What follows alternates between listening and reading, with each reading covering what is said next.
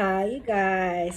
So I'm in my ratchetness where um, I have to do something with myself.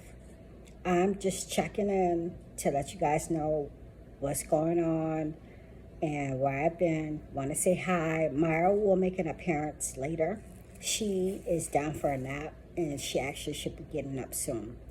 Um, Back in June 29th, I had my last surgery, which I thought um, I never expected to have another surgery. I thought that the one that I did back in July of last year was the last one. And there was a dream that I put out. I've spoken about it that God told me basically after my follow up after what I thought was my last surgery would be basically the rapture. And I found out back in April, I think, that I had to have another surgery. Um, so I did it. I scheduled it for June 29th. And I had, again, because I thought I had missed what the Lord told me. And that dream had already came to pass and about 90%. And I thought I missed it. I thought I missed God, but I didn't. So anyway, the day that I had my surgery was the same week that my mother had her final, most extreme, more intense form of radiation on her brain.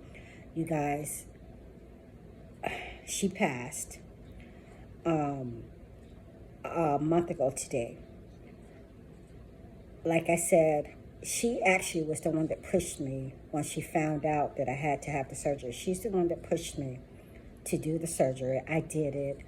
I had a light, mild stroke, which I didn't know because I just got up like all the other brain surgeries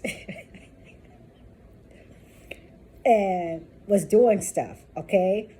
But the doctor told me that I probably suffered a mild stroke, and that was the second time that something has happened during one of my brain aneurysm surgeries. And that was my third or fourth one. I don't know. Back to my mom. She had a second radiation treatment, which was an all over, which was one that they were trying to avoid. They did targeted areas before. She did chemo before back in uh, um, November. Her last chemo treatment was the day before Thanksgiving. And then she did, like I said, a more aggressive radiation back the week of July 29th. She was fine. Um, then a couple weeks later, I could tell that her memory was not good. And she was just a little off. And forgetting stuff, forgetting her teeth, forgetting her dentures because she had a dentures pulled because of the form of cancer she had. It was a bone marrow or bone cancer. And she was forgetting things multiple times a week. And the first week of August, she went to the hospital for pneumonia. And we didn't know, but she knew that her cancer had got to her lungs, which had never been there, and in her liver or her lungs. But I guess she found out when she was had pneumonia. So the first week of August, she just came home like nothing was wrong, and she already said that if she had to do chemo again, she wasn't going to do it. So that would have called for her to do another treatment, but she didn't want to do it, as she already told us. And she came home. I found out that they told her she had a week, but she was here for 2 weeks. And I myself and my brother was there at the house for about 4 days before she wanted to go to the hospital, but she doesn't want to ever go to the hospital. She said she never died in the hospital. She wanted it to be just my stepfather and her. But I was there tending to her until he got home. None of us really expected. We just thought that she had pneumonia. She was taking her antibiotics at home. It did take a turn for the worse. She just looked completely different. She did a complete 180. But she was fighting. She was in pain, apparently. We took her to the hospital. She said she waited till I left the room, and she basically told my stepfather that she didn't want any of the stuff that he was doing for her to keep her comfortable. All she wanted was foot baths and her feet rubbed and baths and stuff like that. The last 2 weeks, she had already prepared beyond. She went very far to prepare to make sure that my stepdad was fine, the bills were fine. She was doing paperwork up until like 5 days before she passed. She was the house manager. My stepfather was the breadwinner, so she really went far to conceal the fact. Even up until the moment that the ambulance came to pick her up, she told my stepfather, "I don't want no more foot rubs, no more this, no more that." She wanted to go to the hospital. And I was thinking in my head, okay, yeah, mom wants to go to the hospital. She wants to get better. She wants them to treat her. But she had already said, and my aunt said it too, years ago, that if she ever goes to a hospital, she knows, and she's sick, you know, if it's terminal or whatever, she knew she wasn't coming back. If she agreed to go, she knew that was the end. Because my mom's been in car wrecks and this, and she's had babies, this, that, and the third. She'd check herself out of the hospital and come on home. So she knew, like I said in videos back, she told us back in August when it was 50-50, but came to find out that she knew a year and a half to 2 years before that. She just didn't want the fuss. She left food in the house. She was a sous chef, so she always had a food pantry in the house. Like the whole house was like a food pantry. But then her last wishes, and she had already let us know that she wanted to be cremated, and she wanted to have, for us to have like a memorial cookout for her. And she bought all the sodas, the styrofoam cups, the straws, everything, the week before she passed, because she knew she was going to pass. And my stepfather just did what she wanted. And anyway, I'm at peace with it. I know where she's going. I had a chance to talk to her. And one of the things that I told her was that, Mama, we're coming right behind you. And today, again, is 1 month to the day that she passed. Myra was supposed to start school so that I could go back to work. Myra was supposed to start school 3 days after my mom's passed. That following Monday, she passed on a Friday. That following Monday, the school wasn't for her. So I've been home. It's going to put her in school and then find a job, which would be very easy. I would work at McDonald's if I had to. But thankfully, if I haven't said it before, and I know I have said it before, those who are old to my channel, and they helped me out financially. 3 years ago, when I first had my first aneurysm, I didn't see it as a handout. It was actually a hand up for me. And 3 years later, that with just being a very, very good steward of that money and any money or any income, because I do work a little bit under the table here at the house for the last 3 years, I've actually been blessed beyond blessed, and I don't have any debt except for my mama's little small, her funeral. You guys, she even went as far to pay for her own cremation. We couldn't find the receipts for the 3 payments that she paid, but I took the burden of that.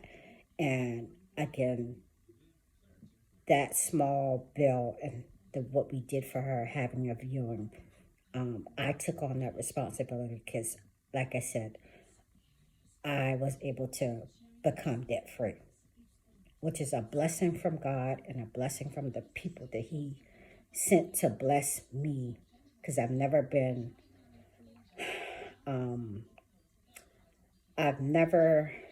able to do anything. This whole time, Myra, me, all of that stuff, it's been the most, even with everything that we had going on, doctor's appointments, home health care. We've had about 500 appointments in the house, out the house, brain surgeries, follow up surgeries, da da da da da. It's been the most blessed time for us and for me. So, but I'm ready to go back to work. And like I said, I was trying to pick my in school. We'll press the restart button on that again next week. Okay? I said more than what I wanted to say. I've had a lot of dreams come true, even starting since January. They've come true so fast, past, recent, way past 2, 3, 4, 5 years ago. And it's like I said, it started back in January, February, back when I thought that we would be home, going home. I always said the end of last year or the beginning of this year. But all my dreams just, I mean, they just really, really, really, really start to come to pass.